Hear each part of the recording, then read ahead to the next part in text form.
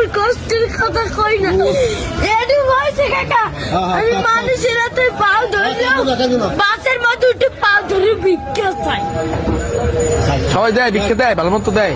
একজন আজকে একটা তোমার মাঝে খালি একটা মুরগি চাইছি দেখে কেনা পারছে একটা হুন্ডালে একটা সারে ভাই ওনাকে টাকা দিছে অনেক কষ্ট তোমার এখন আছে কে? মোর তো বাপ নাই আছে ওই একটা মা ভাই ভালোবাসে তোমারে?